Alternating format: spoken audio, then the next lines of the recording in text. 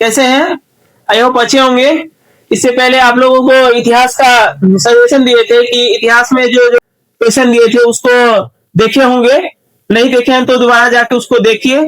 आज हम class 10th का जो परीक्षा होने वाला है बोर्ड का, उसी में से भूगोल से संबंधित जो कुछ क्वेश्चन है उसको दे रहे हैं, जो संभावित लग रहा है कि आएगा ही आएगा। इनमें से आप कुछ जाकर देखिए और एक एक कर करके आप लिखते जाइए कॉपी पेज से, जिससे आपको आसानी से याद कर लीजिए और याद करने के बाद आप परीक्षा में जाइएगा तो 100% लगेगा, तो इसी में से कोई ना कोई क्वेश्चन आएगा।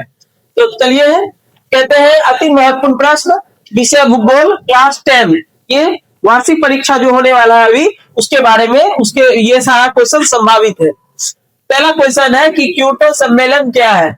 आप तो पढ़े होंगे ज्योग्राफी में कि क्योटो सम्मेलन क्या क्यों हुआ था, कहाँ हुआ था, तो ये इसके बारे में लिखना है कि क्योटो सम्मेलन क्या है।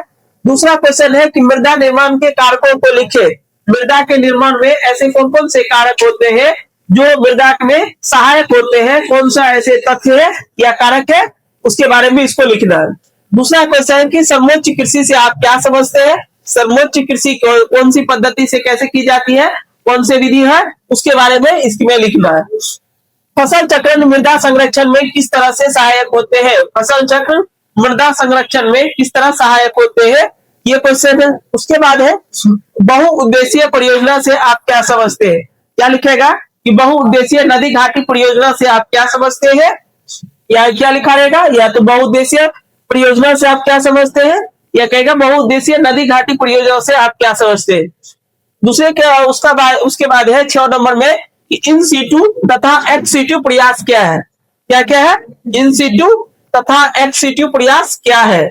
7वां नंबर क्वेश्चन है चिपको आंदोलन से आप क्या समझते हैं।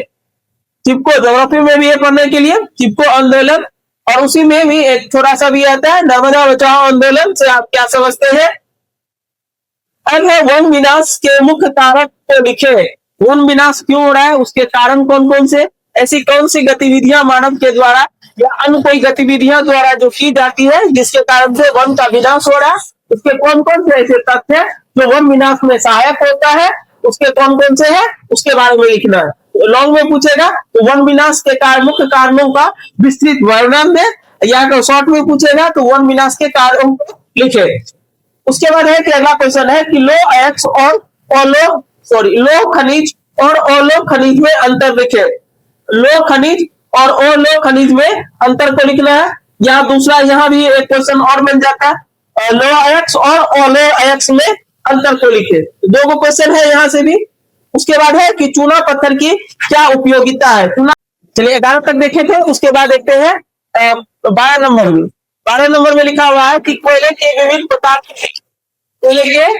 प्रकार को लिखे। 13 नंबर में है सागर सम्राट की क्या है। क्या है, सागर सम्राट क्या है। 14 नंबर में क्वेश्चन है प्रमुख नदी घाटी परियोजना।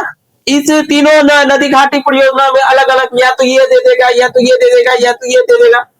बताओ कोसी परियोजना क्या है, कोसी नदी घाटी परियोजना क्या है, या क्वेश्चन में रहेगा 4 नंबर में दामोदर घाटी परियोजना क्या है, हिराकुंड बांध परियोजना क्या है।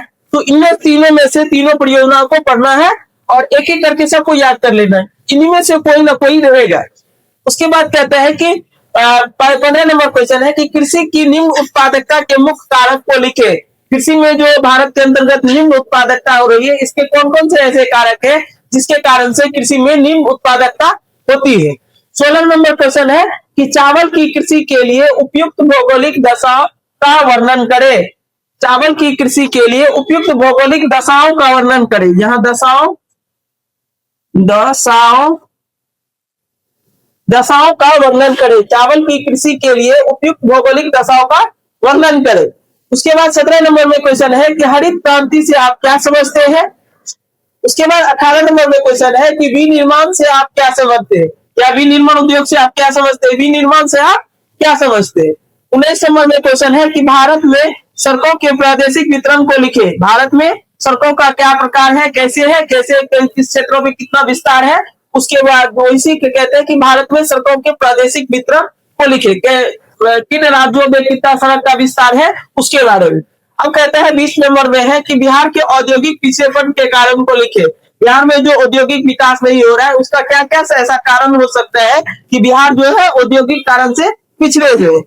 तो ये सारे जो 20 को क्वेश्चन जो है पहला से लेकर के जो 20 तक जो क्वेश्चन दिए, इन सारे क्वेश्चन को 2 बार 3 बार आप वीडियो को जो शेयर कीजिए, जो आपके दोस्तों के पास, यदि वो भी लिख लेंगे और इसको पढ़ के जाइए, निश्चित रूप में कोई ना कोई क्वेश्चन इससे रहेगा। ठीक है, बहुत बहुत धन्यवाद।